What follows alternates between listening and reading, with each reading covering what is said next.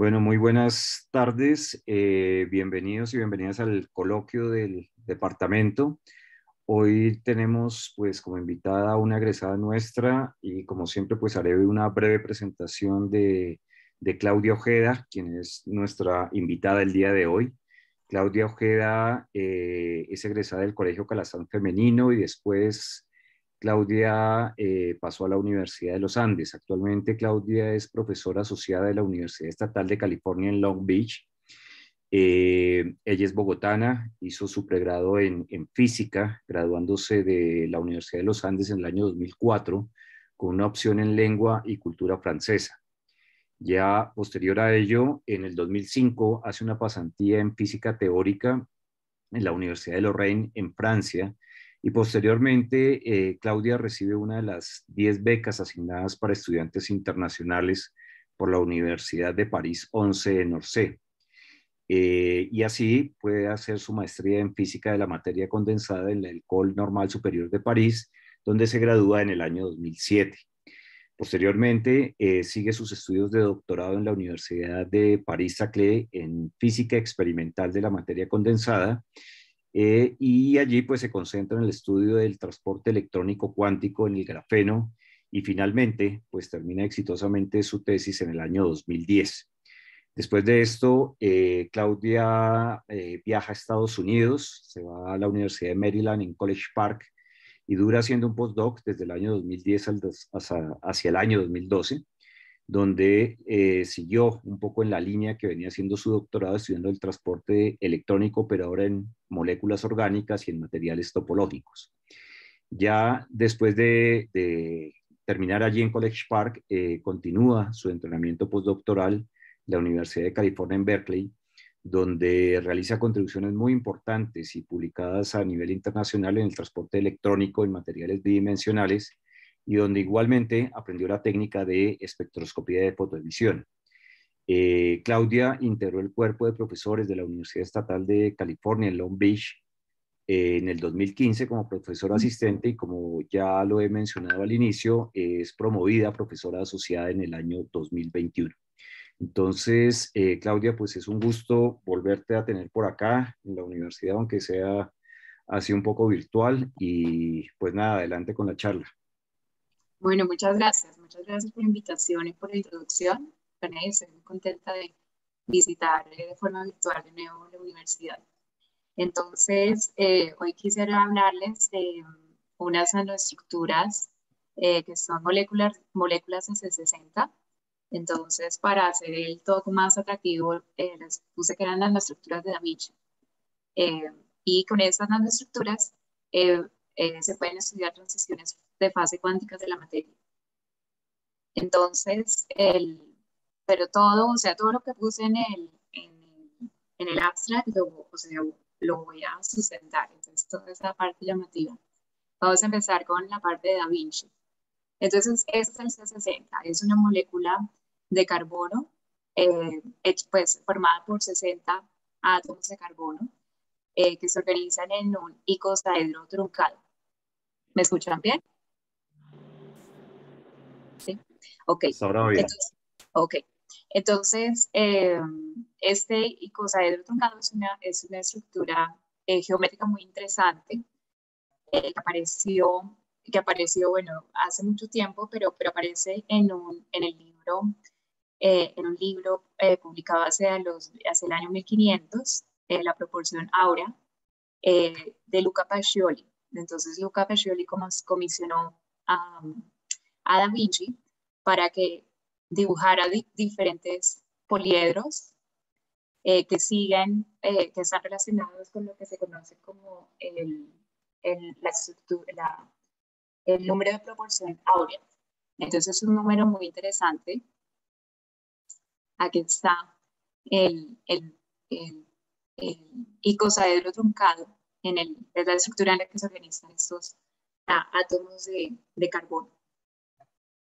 Entonces, este icosaedro truncado está relacionado con este número eh, de proporción áurea. Entonces, tiene que ver con lo siguiente. Si uno tiene una línea de longitud A más B, La razón entre la longitud total bueno, y esa línea se divide, si uno coge esa línea y la divide en dos segmentos A y B, con el segmento B siendo más grande que el segmento A, la razón entre la longitud total de la línea y el segmento más grande es igual que la razón entre el segmento más largo y el segmento más pequeño. Entonces, cuando eso se cumple, se tiene ese número de proporción áurea, que es un número racional, y es un número que aparece en diferentes sitios en la naturaleza.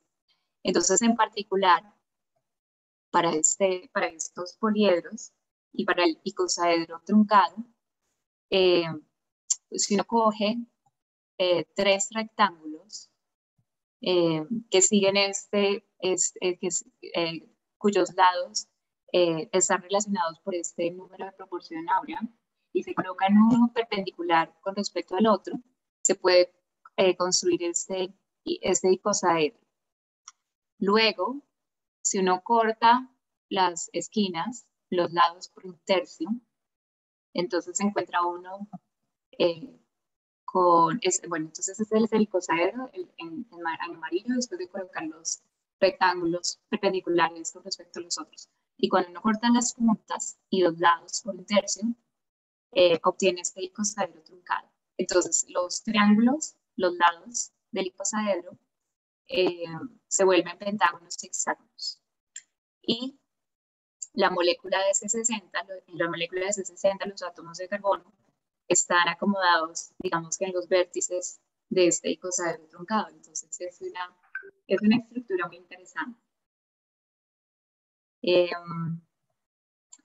Bueno, la molécula de C60 en sí fue descubierta en 1985 por Proto, Head, Bryan, Kern and Smalley y dio lugar al Premio Nobel de Química en 1996. Entonces ellos eligieron un nombre nada llamativo, el Bob para esta molécula, así la llamaron, después de haberla descubierto. Y la razón de ese nombre viene inspirada en un arquitecto americano muy conocido, Buckminster Fuller, que diseñó unas estructuras con esta forma, diferentes estructuras arquitectónicas. Entonces, en honor a él, le pusieron Buckminster Fullereno, pero la gente lo conoce más como los buckyballs, pues es como la abreviación del nombre de la molécula. Entonces, esta molécula, digamos, una de las motivaciones para buscar esa molécula era tratar de entender la aparición de largas cadenas de carbono que se observaban en el espacio. Entonces, y de hecho, más tarde, en el año 2015, se hicieron unos experimentos en un laboratorio, se reprodujeron las condiciones del espacio interestelar y encontraron que habían ciertas bandas interestelares que estaban siendo difusas por la presencia de esas moléculas de C60. No se sabía antes cuál era el origen y se supo, gracias a esos experimentos, que el origen de estas bandas difusas que eran atribuidas a ciertas estrellas era moléculas de C60 en el espacio interestelar. Entonces, el C60 pues ha estado en muchos lados desde su aparición. Se han hecho experimentos muy interesantes.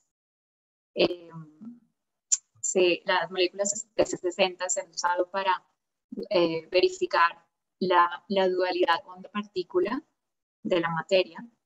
Entonces se logró demostrar interferencia de ondas de Broglie de C60. Entonces, pues un descubrimiento muy chévere porque era mostrar que digamos, una estructura tan compleja y tan grande como una molécula de C60 podía mostrar efectos de interferencia. También la gente ha hecho transistores que tienen una sola molécula de C60. Se ha logrado tener superconductividad en una sola molécula de C60 por efecto de proximidad.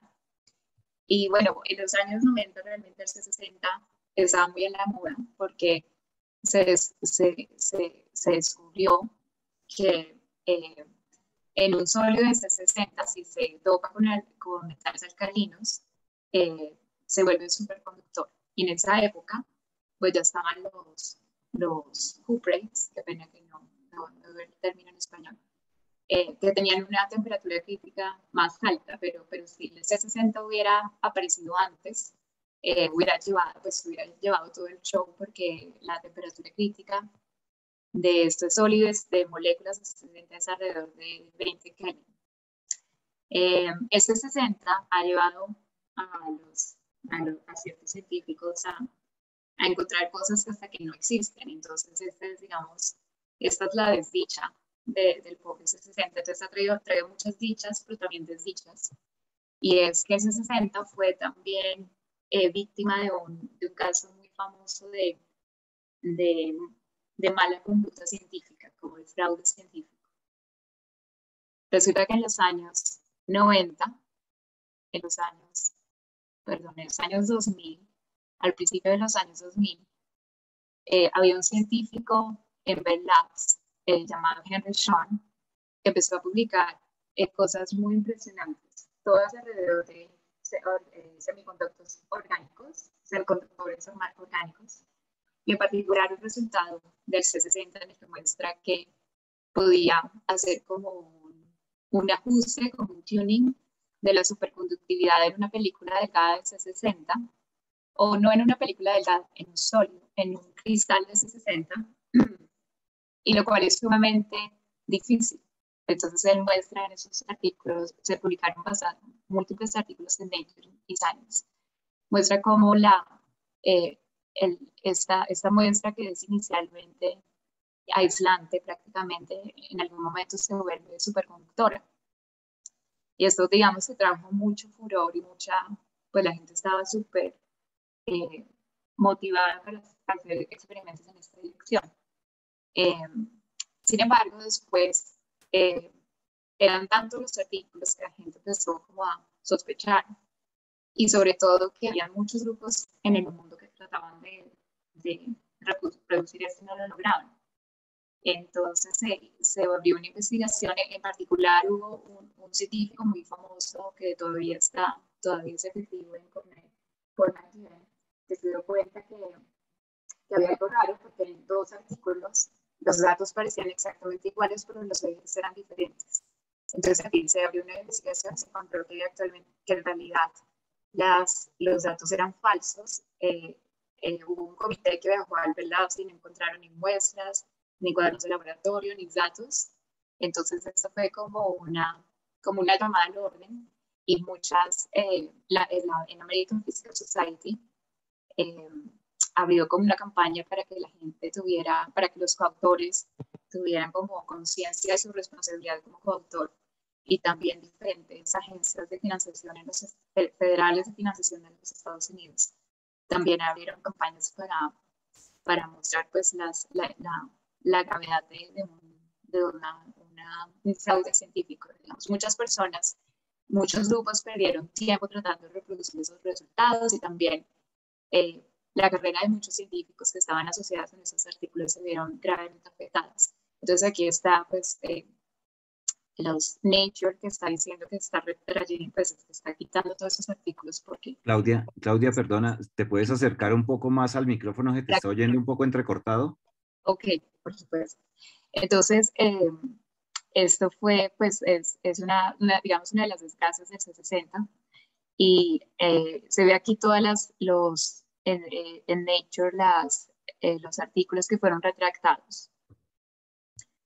Pero bueno, entonces volviendo a la realidad, hoy en día el C60 pues es muy interesante, porque puede ser es como un bloque de construcción adicional para esas nuevas heteroestructuras bidimensionales. Entonces es interesante pensar que se puede colocar estas moléculas de C60 sobre estas heteroestructuras. ¿Me escuchan mejor? Ya, ahí está un poco mejor. Un poco mejor, no sé cómo lo estoy en casa, a ver.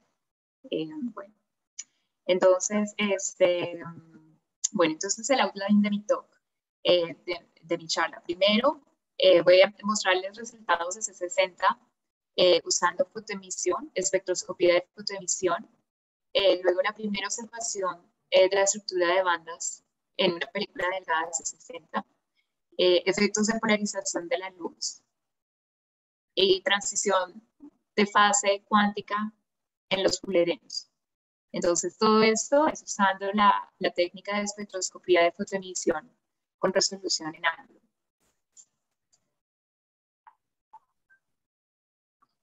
Bueno, entonces aquí está el método de fotoemisión, espectroscopía de fotoemisión. Entonces, la espectroscopía de fotoemisión, conocida como ARPES, está basada en el efecto fotoeléctrico. A ver, voy a hacer así de pronto, sea mejor. Está basada en el efecto fotoeléctrico. Entonces, lo que se hace es que se hace llegar luz muy intensa que viene en sincrotrón al material, y hay fotoelectrones que salen del material.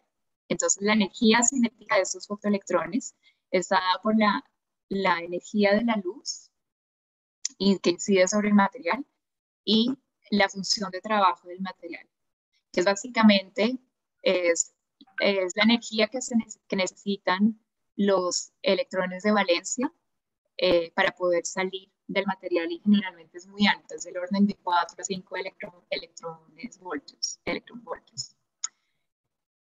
Bueno, entonces, el momento de los fotoelectrones que salen del material está directamente ligado a su energía, a la energía de los fotoelectrones, y este momento también está definido por la geometría del experimento. Entonces, este detector de acá es capaz de leer la energía y también el momento de los electrones, de los fotoelectrones que salen del material. Bueno, luego lo que uno quiere es saber, con esta técnica, lo que uno quiere saber es cómo el momento de los electrones que están viajando dentro del material está relacionado con su energía, ¿sí? Entonces, la energía es la energía digamos, de energía de enlace de los electrones dentro del material y el momento de los electrones que están viajando dentro del material. Entonces, para lograr reconstruir esta energía versus momento, que es como la relación de dispersión del material, se usan reglas de conservación de energía y de momento. Entonces, a partir de esos datos se puede conocer la estructura de bandas del material. Entonces, esta es la técnica que usamos y que les voy a mostrar para poder conocer más sobre la física del C60. Y este es un ejemplo. Entonces, aquí está el famoso grafeno. Entonces, el grafeno tiene una relación de dispersión lineal. La energía la energía se relaciona con el momento de forma lineal. Y ARPES, que es ARPES es esa espectroscopía de fotoemisión resuelta en ángulo. Esta técnica es capaz de ver la estructura de bandas debajo del nivel de Fermi. Entonces, básicamente las bandas de valencia. Bueno, y eso se hace acá. Este es el experimento, así se ve el experimento. Nosotros vamos a hacer nuestros experimentos de ARPES en el Lawrence Berkeley National Lab, en el Beamline 4. Entonces, aquí está mi estudiante Derek Beckner tomando datos, Y este setup en particular permite la deposición in situ de las moléculas.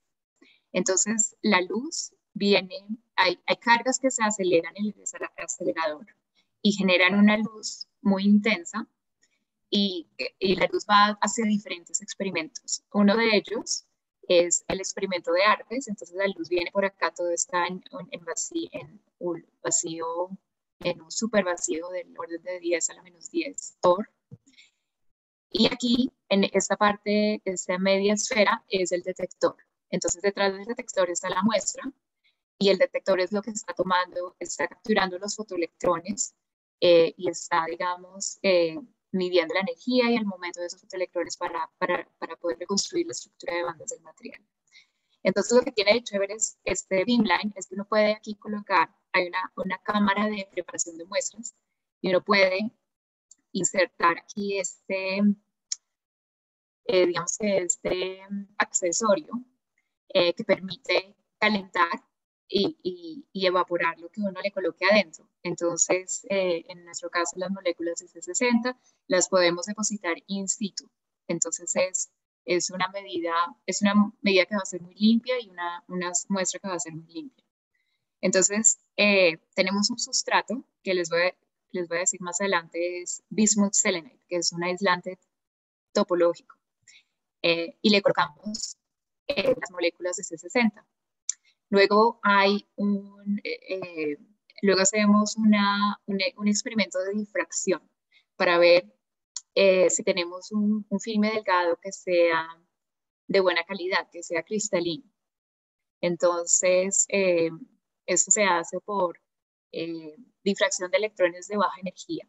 Entonces, básicamente, hay una fuente de electrones que viene sobre el material, se difractan en el material y se produce un espectro de difracción. Entonces, ese es el espectro de difracción de nuestro material, que en nuestro caso es una capa delgada de moléculas de C60. Entonces, de este espectro de difracción podemos deducir dos cosas, básicamente. ¿Me escuchan bien? Sí, sí, ahí se está escuchando. Gracias. Bueno, podemos deducir dos cosas. Una es que ustedes ven que estos puticos están como en forma, tienen una cierta estructura. Entonces, se organizan en una estructura triangular o hexagonal. Entonces, eso nos dice que las moléculas de C60 están acomodadas en una red cristalina triangular o hexagonal. Y también nos permite deducir la distancia entre las moléculas de C60, que es aproximadamente de 10 Armstrongs o 1 nanómetro. Entonces, aquí la cuestión interesante es la siguiente. En una sola molécula de C60, los átomos están muy cerca los unos a los otros. Entonces, la distancia de los átomos de carbono dentro de una molécula de C60 es aproximadamente de 1 Armstrong. Si uno coloca las moléculas una al lado de la otra, así como lo hacemos cuando depositamos una capa delgada, la distancia entre moléculas vecinas es de 3 Armstrongs y la distancia entre moléculas que pertenecen a diferentes capas es más o menos de 10 Armstrongs. Entonces, uno pensaría que la estructura electrónica de una capa delgada de C60 se regiría únicamente por lo que pasa al nivel de una sola molécula, ¿sí? O sea, uno pensaría que las interacciones electrónicas dependen de lo que ocurre en una sola molécula. Sin embargo, esos experimentos de ARPES nos muestran que en realidad hay un cierto orden a largo alcance que hace que la interacción electrónica dependa también de la forma en la que se organizan las moléculas. Entonces, estos son los niveles discretos de una sola molécula de C60. Sí, aquí a ver, vamos a ver si creo que puedo poner un pointer. Bueno, en todo caso es mi cursor, ¿verdad?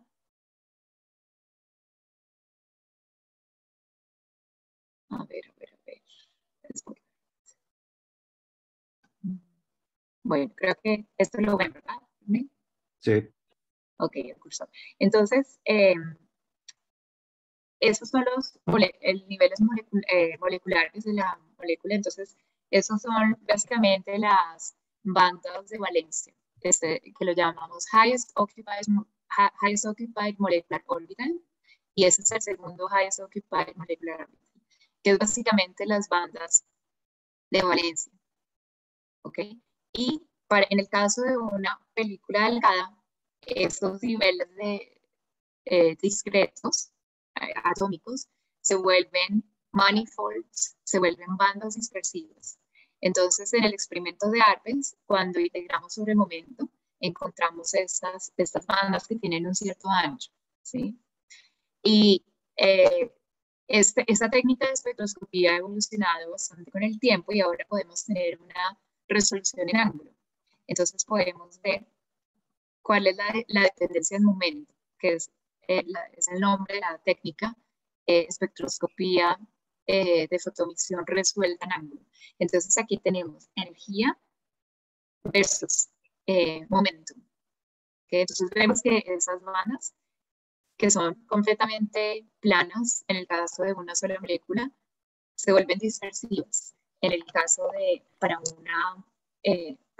cilindro delgado de 360.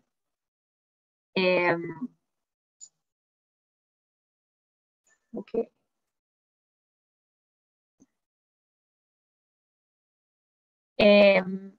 Bueno, entonces otro experimento que podemos hacer en el beamline es el siguiente. Podemos hacer mapas de energía constante para cada una de las bandas de valencia. Entonces, son esas imágenes que vemos a la derecha.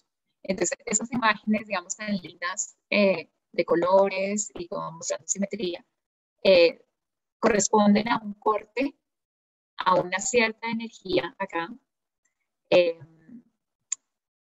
a una cierta energía. Entonces es un corte en el que vamos a ver una dependencia del momento en dos direcciones del momento. Entonces, si ven, esa es energía versus momento paralelo, que podemos decir es KX, pero si yo hago un corte y tomo datos a una energía constante y veo cuál es la dependencia del momento, eso es lo que voy a tener. Entonces, cada uno de esos rectángulos corresponden a datos para una energía constante. Entonces es Kx versus Ky, ¿sí? Y la intensidad es proporcional al número de fotoelectrones que se encontraron esa particular combinación de Kx y Ky. Entonces aquí podemos distinguir un hexágono que corresponde a la primera zona de Brillouin, que define más o menos en el espacio de momento una cierta unidad. Entonces de aquí podemos tener una idea más precisa de la estructura de bandas del 70, que no se tenía antes, puesto que en los años 90 no se tenía, digamos, la ciencia de espectroscopía de fotoemisión utilizando espectrograma no estaba tan avanzada. Entonces vemos, esos son cortes a diferentes energías para la primera banda de valencia, y esos a la derecha son cortes para diferentes energías para la segunda banda de valencia, como 1.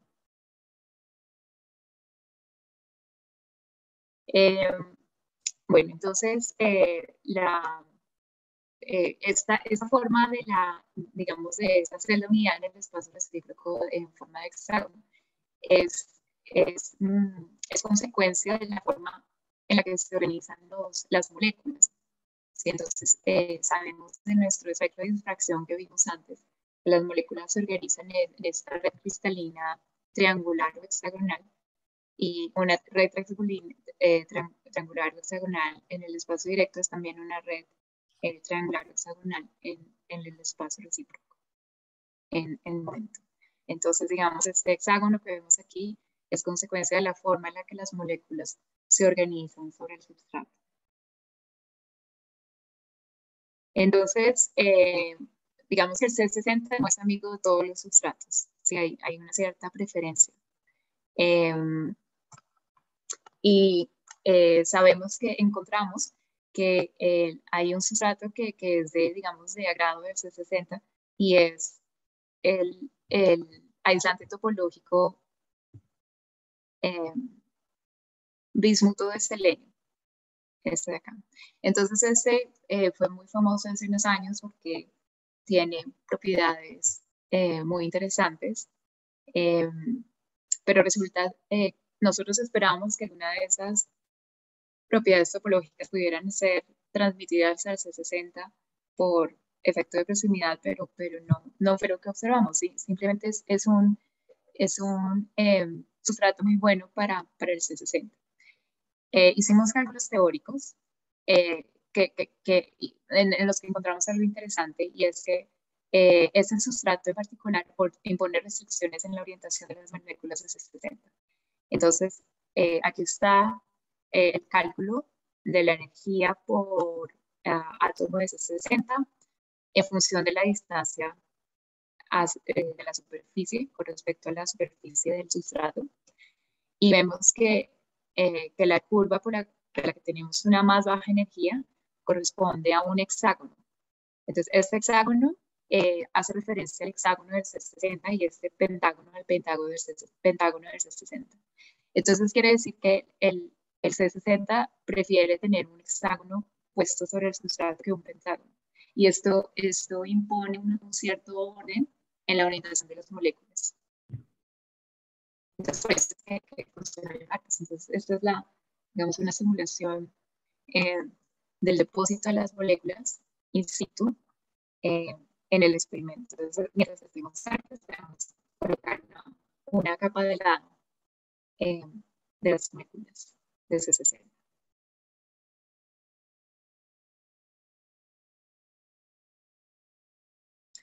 Bueno, entonces los cálculos los hicimos con un colaborador también en el Berkeley Lab, y los cálculos muestran un buen acuerdo con los experimentos. En particular, la periodicidad de las bandas es consistente con la distancia de 10 angstroms entre moléculas vecinas, lo que muestra que el orden a larga distancia de las moléculas existentes en esa película delgada juega un papel muy importante. Entonces, las moléculas, digamos, que hablan entre sí, ¿no? La estructura electrónica no depende de lo que ocurre a nivel de cada molécula, sino también del orden de las moléculas en la película delgada. Entonces, hoy en día en un ciclotrón hay varias formas de hacer artes, ¿no? Entonces, una forma es tener una lámpara de gas que emite luz en un laboratorio en vacío, y hacer experimentos con esa lámpara de gas como fuente de luz. Y otra forma es usar la luz de un sincrotrón, y es lo que hacemos nosotros, ir a un acelerador de partículas y usar la luz de un sincrotrón. Entonces, se pueden hacer experimentos con diferentes polarizaciones de la luz. Entonces, este es un ejemplo de las diferentes polarizaciones de la luz que se pueden usar.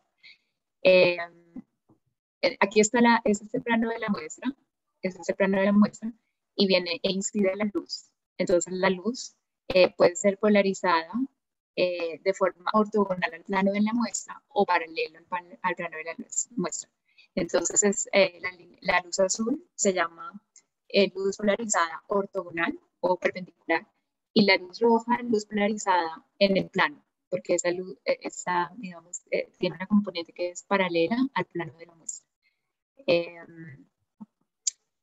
Entonces, estas diferentes polarizaciones de la luz nos pueden ayudar a conocer el carácter de los orbitales digamos, el carácter orbital de las bandas que forman la estructura eh, la estructura de bandas del C60. Entonces, eso es lo que observamos.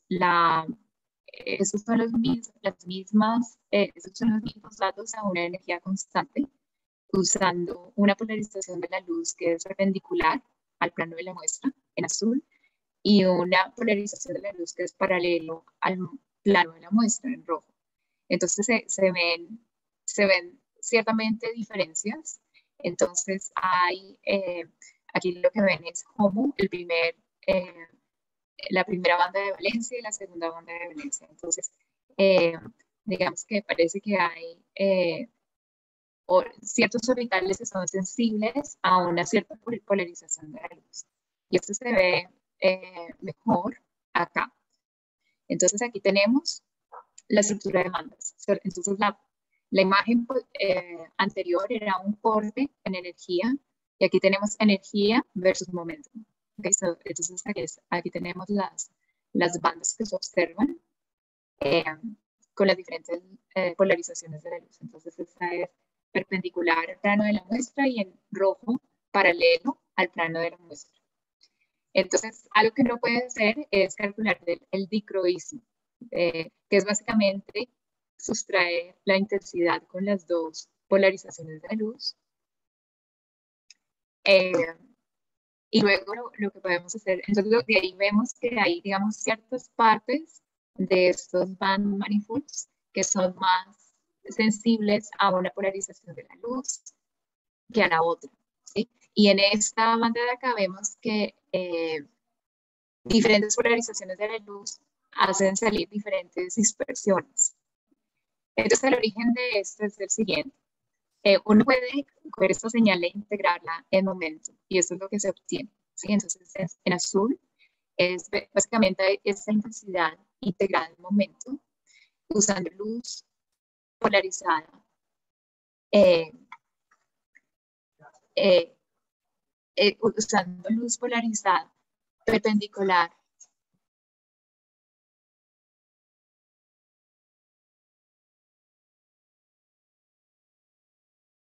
usando luz polarizada perpendicular al plano, ¿sí? Es integrada en momento, es esta de acá azul, y luz polarizada paralela al plano nos da esta línea roja, ¿sí?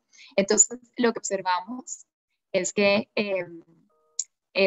la primera banda de valencia y la segunda banda de valencia son más sensibles a la luz que es polarizada perpendicular a la superficie con respecto a la luz polarizada paralela a la superficie. ¿Sí? Entonces, esas dos bandas son más sensibles a la luz que es perpendicular a la superficie y la tercera banda, digamos que es igualmente sensible a las dos polarizaciones de la luz.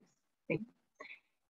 Y el origen de esto es la dirección de los orbitales. Entonces, digamos, una forma simplista de ver los orbitales en el C60 es imaginar que para cada átomo de, digamos, esos átomos de carbono en la molécula de C60 tienen orbitales sigma que están un poco distorsionados, que van paralelos a la superficie del C60, ¿sí? Y hay unos orbitales P que van perpendiculares, ¿sí? Que son digamos, son los electrones que son responsables del transporte, y los sigma son los orbitales digamos, que tienen la molécula junta, que son responsables de los enlaces covalentes. Entonces, digamos, esas medidas de polarización de la luz nos hacen caer en cuenta que estas bandas, dos primeras, HOMO 1 y HOMO 1, o HOMO 1, perdón, HOMO y HOMO 1, tienen un carácter pi, ¿sí? Porque son más sensibles a la luz que está perpendicular al plano. Entonces son orbitales que están perpendiculares al plano de este filme delgado, mientras que este HOMO 2, esta banda de acá, eh, es una combinación de orbitales pi y también sigma. Entonces, esa es una parte interesante, es digamos, una herramienta interesante fotoemisión, en la espectroscopía de fotoemisión, poder aprender sobre el carácter de los orbitales que hacen las bandas. Otra cosa que podemos hacer es cambiar la energía, la intensidad de la luz. Digamos, cambiar la energía de los fotones. Entonces, estas de acá son las bandas. Entonces, igual, nuevamente, energía. Entonces, esa es la energía de los electrones que viajan dentro de la película delgada de 60 versus momento. Y bueno, y ahora yo puedo tomar estos mismos datos, esta misma gráfica, para diferentes energías de la luz, ¿sí? Y puedo, y puedo, y puedo promediar en el ángulo. Entonces, básicamente, cada línea en esta segunda gráfica viene de una gráfica que parece como esta, ¿sí? Entonces, esta es básicamente la intensidad para diferentes energías de la luz que asociamos con KZ, ¿sí? Pero es básicamente cambiar la energía de la luz. Entonces es algo interesante porque vemos como máximos, mínimos y mínimos de intensidad. Y esto es muy interesante porque estas oscilaciones son consecuencia de interferencias de ondas de fotoelectrones que vienen de cada uno de los átomos de carbono en el C60 y que interfieren. Entonces, estas son interferencias de las, digamos, funciones de onda de esos fotoelectrones que están interfiriendo. Y si uno hace un análisis de Fourier de estas oscilaciones, se encuentra que la periodicidad corresponde al diámetro de una molécula de C60. Entonces, aquí está.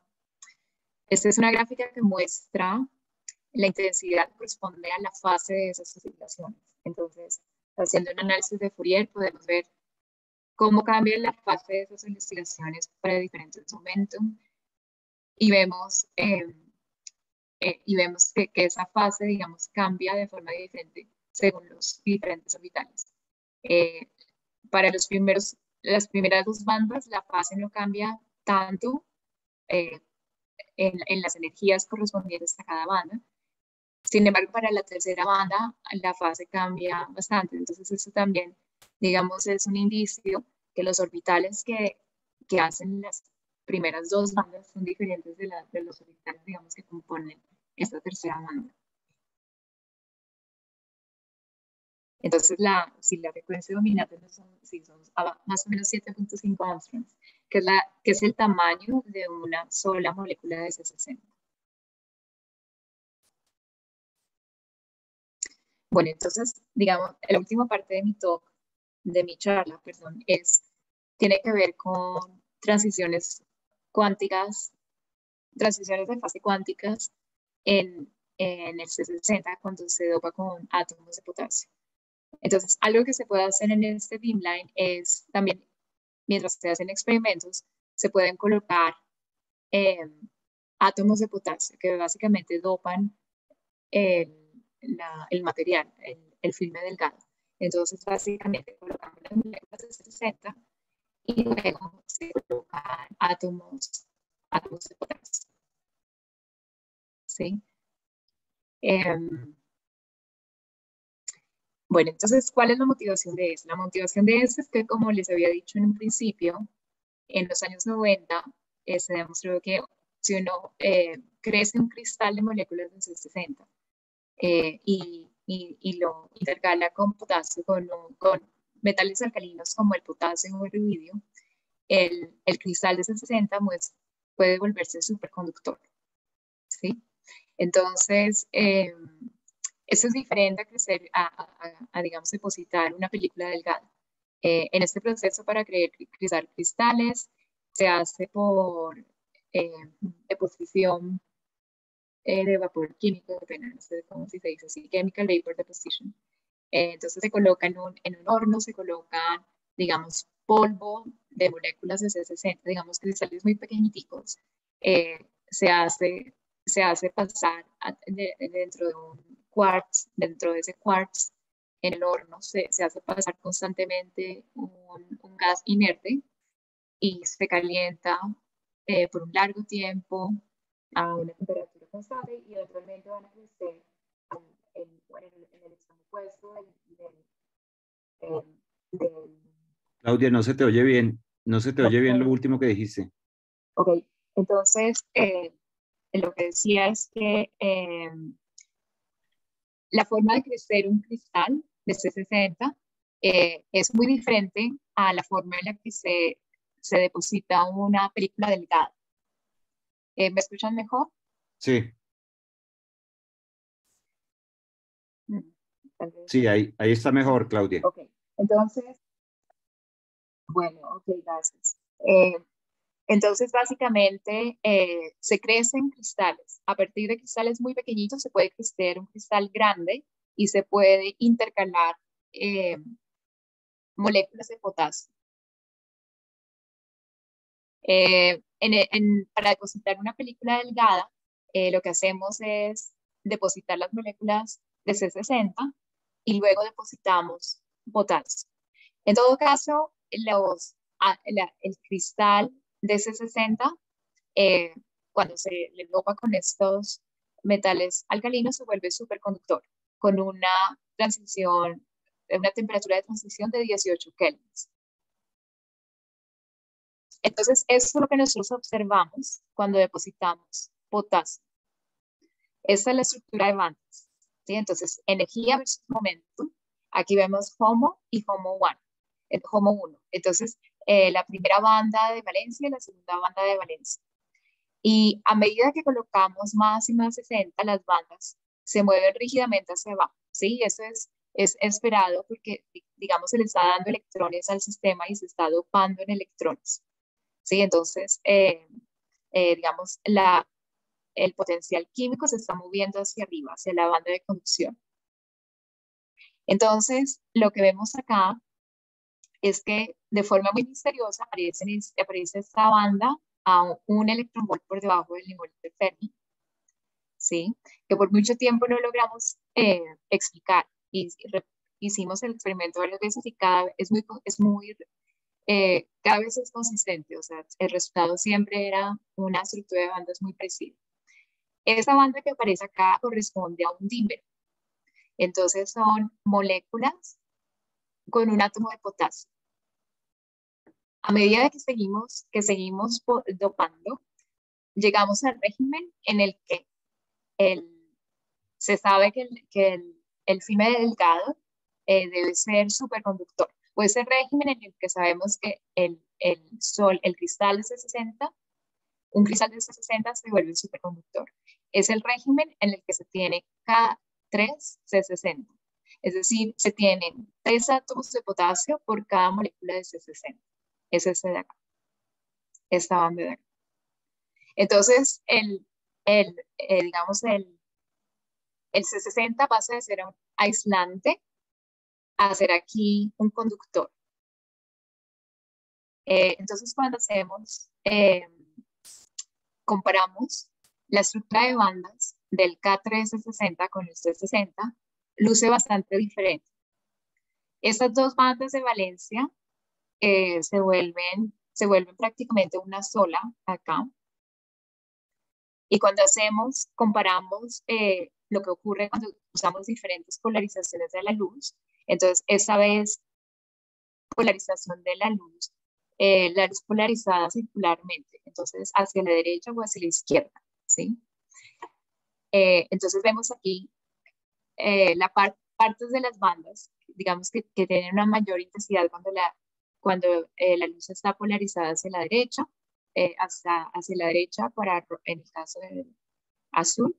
Entonces, esa parte de las bandas, digamos, son más sensibles cuando la luz está polarizada circularmente hacia la derecha. Y rojo, son bandas que son más sensibles cuando la luz está polarizada circularmente hacia la izquierda. Y cuando comparamos estos experimentos para el C60 y para el K3C60, vemos que son diferentes. Entonces, eso confirma que hay como estas dos bandas se unen, estas dos bandas de acá se unen en una sola en el caso del K360. Y algo aún, digamos, más interesante es tratar de explicar cómo esta banda se vuelve esta banda de acá, está tocando el nivel de Fermi, ¿sí? Entonces, ya esta es la última parte de mi charla. Entonces, lo que hicimos es lo siguiente. Nosotros sabemos que cuando colocamos más potasio, estamos dándole más electrones al sistema y entonces la energía de Fermi se está moviendo más hacia la banda de conducción, ¿sí? Entonces, básicamente, vemos que las bandas de valencia como que se mueven para abajo, ¿sí? En realidad, bueno, la energía de Fermi se está moviendo para arriba. Eh, Normalmente, en algún momento se va a tocar la banda de conducción, ¿sí? Y generalmente lo que ocurre es que empieza a haber como una intensidad cerca, muy cerca a la energía de Fermi. Sin embargo, eso no es lo que ocurre acá. Entonces, lo que ocurre acá es lo siguiente. Vemos que aparece esa banda cerca a la energía de Fermi, pero no en la energía de Fermi. Y a medida que vamos dopando más, se acerca más y más a la energía de Fermi, ¿sí? Entonces, lo que pensamos que está ocurriendo es lo siguiente. Lo que pensamos que ocurre es que las interacciones electrónicas hacen que haya, que esta banda LUMO, entonces ese es un cálculo de la estructura de bandas, ¿sí? Entonces aquí vemos HOMO, que ya les he mostrado antes, HOMO 1 HOMO 1 y HOMO 2, ¿sí? Aquí está la energía de Fermi en la línea punteada, y este es LUMO, es el Lowest Unoccupied Molecular Orbital, que es básicamente la banda de conducción. Entonces, lo que nosotros creemos que está ocurriendo acá en este caso para este 60 es que el humo se está dividiendo en dos, hay como un splitting del humo en dos bandas, ¿sí? En una transición de MOT. Y luego esta banda se une, ¿sí? Y en una transición aislante metal. Entonces, digamos que eh, correlaciones electrónicas traen esta transición aislante de metal y luego el sistema se vuelve superconductor. Esta gráfica de acá corresponde a eh, la energía de esas bandas, ¿sí? Entonces, la energía de estas bandas va bajando, bajando, bajando, eh, y eso se representa aquí por esta línea gris. Entonces lo que hacemos es sustraer de cada banda esta curva gris para ver cómo está evolucionando la banda con el dopaje. Entonces, esta es la banda de dímero, esta banda que aparece aquí primero es la que atribuimos al dímero. Es como el C60 asociado a un solo átomo de potasio. Este es el HOMO, y el LUMO, que es este de aquí arriba, tiene una evolución un poco diferente con respecto al dopaje, ¿sí? Entonces es diferente el LUM. Ese LUM es diferente del dímero. Entonces pensamos que en las interacciones electrónicas tienen un papel muy importante, que es lo que lleva a la transición monoaislante y luego al superconductor. Vamos a ver, entonces, esto es como un diagrama de fases del C60 que logramos, digamos, acelerar ahora gracias a la evolución de la técnica de espectroscopía de fotoemisión y el avance pues de la ciencia del sintotrón. Entonces, cuando no se dopa, es básicamente un aislante molecular, el C60. A medida que dopamos más, tenemos estos dímeros y luego se vuelve un material correlacionado. Las interacciones entre los electrones se vuelven muy importantes. Tenemos un aislante de MOT que luego se vuelve un metal cuando seguimos dopando y a bajas temperaturas, un superconductor, que es el K360 cuando se baja debajo de los 18 grados Kelvin. Entonces, bueno, llegamos a las conclusiones. Eh, bueno, digamos que los mensajes importantes de esa charla es que estas películas sacadas de los 60, sí, que son, digamos que pueden verse como algo un poco ya como pasado de moda, sí, constituyen un nuevo bloque de construcción para estas estructuras de Van der Waals, que están muy a la moda. Entonces pueden traer propiedades muy interesantes, pueden aportar propiedades muy interesantes a estas heteroestructuras. Cálculos, de sus cálculos muestran que el bismuto de selenio es un excelente sustrato para el crecimiento de esas películas delgadas y muy importante, impone restricciones a la orientación de las moléculas. Entonces hace que haya un orden al área de distancia y por eso funciona también con árboles. O sea, en las moléculas digamos que es, no todo material está bien es propicio para experimentos de árboles, pero en este caso la película del gas 360 lo es porque las moléculas se están organizando en una cierta dirección gracias al sustrato. Otra cosa importante es que eh, la, digamos, las propiedades electrónicas no vienen solo de lo que ocurre a nivel de una sola molécula. Las interacciones de larga distancia entre las moléculas tienen un efecto muy importante moldeando la estructura electrónica del material. Vimos también cómo la polarización nos da información interesante acerca del carácter de esas bandas del C60 y el dopaje comportado se permite tener acceso a esa transición de fase cuántica movilizante de metal que se convierte en un superconductor a bajas temperaturas. Entonces, con esto concluye mi charla. Este es mi grupo en Caltech Long Beach. En este momento es Derek, únicamente en la foto que está haciendo los experimentos de artes. Los otros hacen experimentos de transporte electrónico a bajas temperaturas.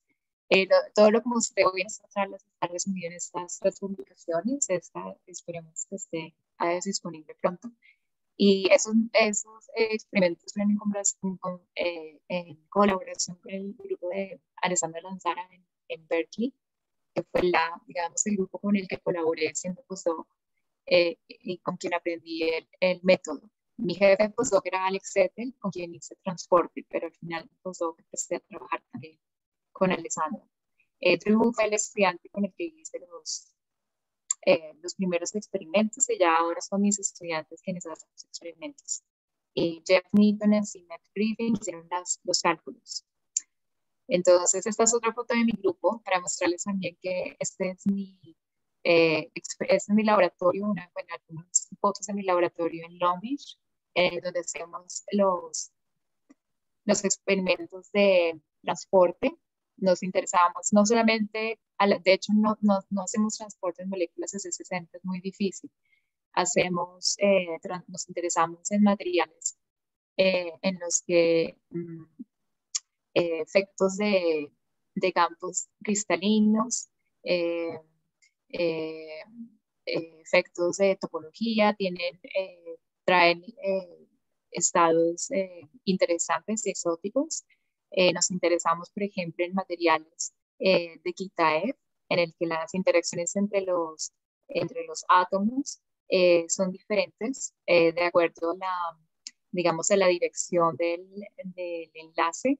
Entonces, esto trae estados como spin glass, que son muy interesantes. Y también nos interesamos en otros fenómenos, en otros materiales por capas como el grafeno, y esto es algo que mostré en el seminario de materia condensada. El efecto de crear efectos topológicos en el grafeno tiene unas consecuencias muy interesantes en el transporte en el régimen del efecto Hall cuántico. Y también, entonces, además de hacer experimentos aquí en Long Beach, en el laboratorio, también viajamos. Algunos de nosotros viajamos al Berkeley Lab a hacer experimentos de artes. Entonces, tratamos de informar nuestros experimentos de transporte, en algunos casos, con experimentos de artes. En este caso, por ejemplo, están estudiando este material de Kitaev. Hicimos transporte y artes. Entonces, tratamos de informar digamos, nuestros experimentos de transporte sobre lo que vemos en el ARTES, la estructura de bandas que nos muestran. Y con esto finaliza mi charla. Vale, muy bien, Claudia, muchísimas gracias, muy interesante la charla. Entonces, pues nada, abrimos charla, preguntas, comentarios.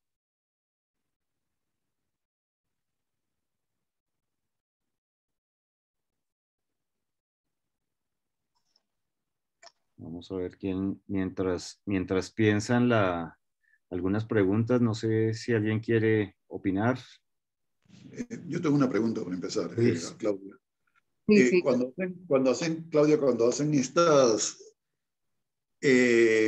monocapas de C60, ¿cómo están seguros de que son monocapas, de que no son bicapas o algo que pueda haber que una C60 se ubique arriba de otra y no al lado, por ejemplo? Claro, por supuesto, es una muy buena pregunta. Los experimentos que mostré hoy son más o menos 5 capas. Entonces, una forma de saber es simplemente calibrar nuestro monitor, bueno, Crystal Monitor, que es básicamente, a medida que colocamos las moléculas de C60, tenemos un cristal de quartz que está recibiendo la misma cantidad de moléculas de C60 que el sustrato, ¿sí? Y ese cristal de quartz tiene una frecuencia de oscilación que depende de la masa del cristal de quartz. Entonces podemos saber el espesor, podemos básicamente saber cuántos C60 estamos depositando, ¿sí?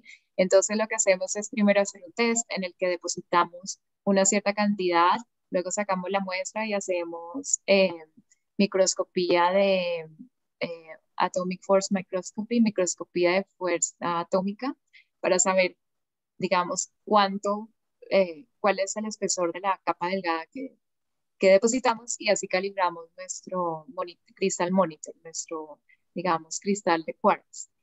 Y depositar una sola capa no es fácil, pero hay técnicas. Por ejemplo, uno coloca primero 5 capas y luego calienta el sustrato. Entonces las primeras capas se van a ir y siempre va a quedar la última, porque quitar la última capa es muy difícil, porque las interacciones entre el C60 y ese sustrato son más grandes que las interacciones entre las moléculas de C60 entre sí.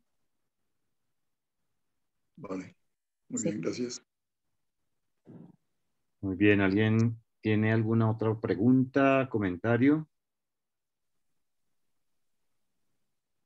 Tal vez, Claudia, un poco mientras los demás preparan sus preguntas, quisiera a ver si nos podrías explicar así de forma sencilla unas palabras que ahí mencionaste.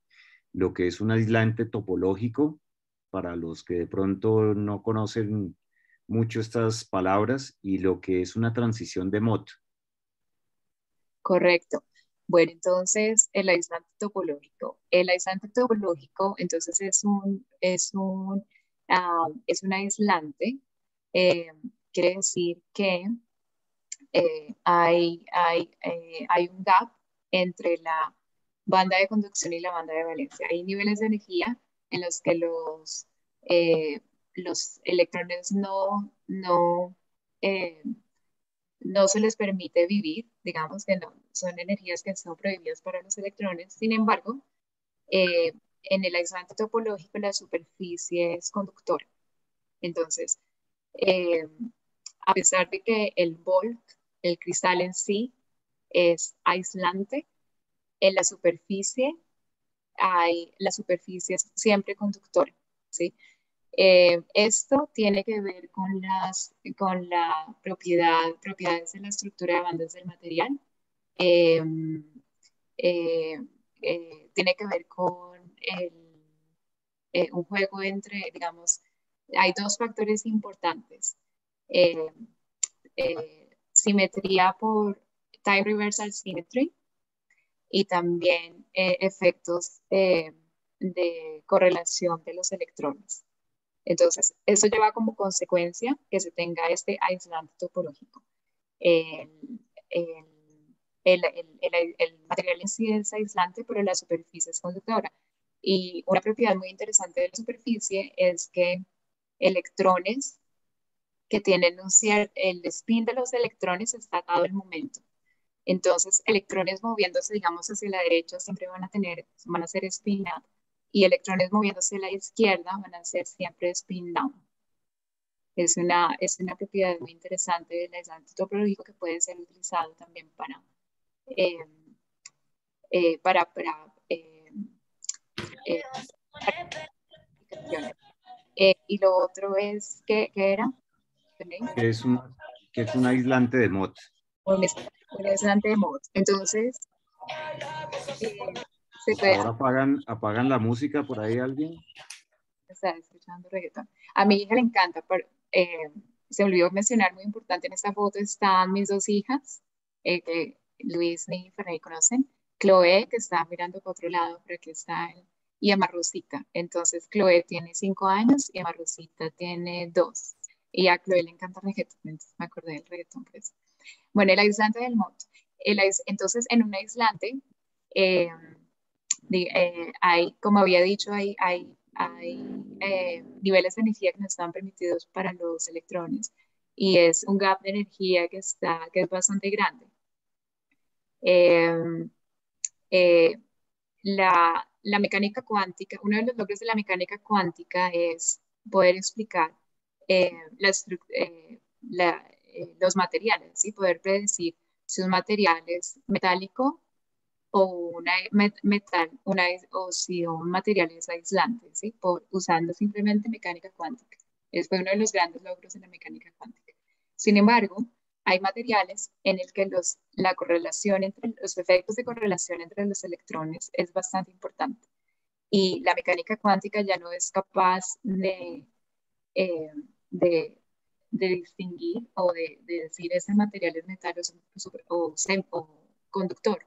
Eh, cuando se usa solo mecánica cuántica, a veces se predice con ciertos materiales es un metal, pero en realidad es un aislante. Entonces, esos son aislantes de MOT. Ese es un ejemplo de aislante de MOT en el que las interacciones entre los electrones eh, crean un estado aislante.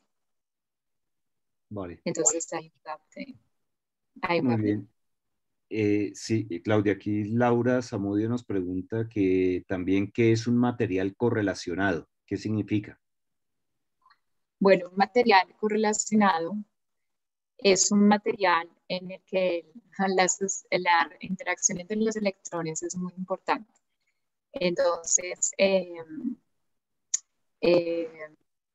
digamos que cuando uno, en mecánica cuántica, por ejemplo, cuando uno resuelve el átomo de hidrógeno, uno considera simplemente, digamos, uno considera eh, los diferentes posibles niveles de energía, ¿cierto?, del electrón desde el punto de vista cuántico, pero no considera que bueno, un átomo de hidrógeno es un mal ejemplo porque solo hay un solo electrón, pero de hecho, bueno, otros, digamos, hay otros, si uno tiene varios átomos o un átomo con un mayor número de electrones, también puede hacer una aproximación de los niveles de energía de ese átomo usando la mecánica cuántica, ¿cierto?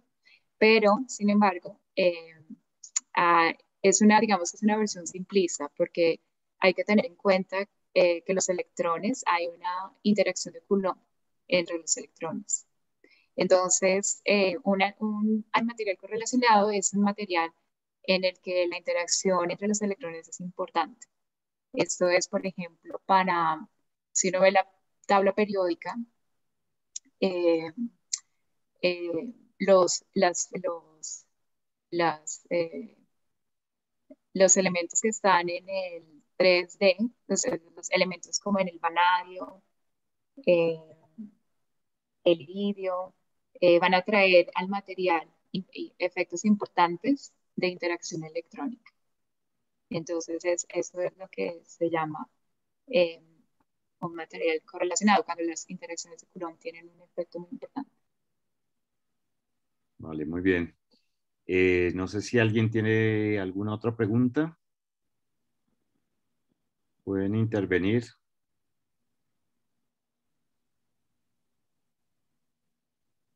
Vale, pues parece Siento que el sonido, es que como no estoy estoy lejos, digamos, de mi oficina y de mi casa, entonces no ya, siento ya. que no se haya podido escuchar tan bien.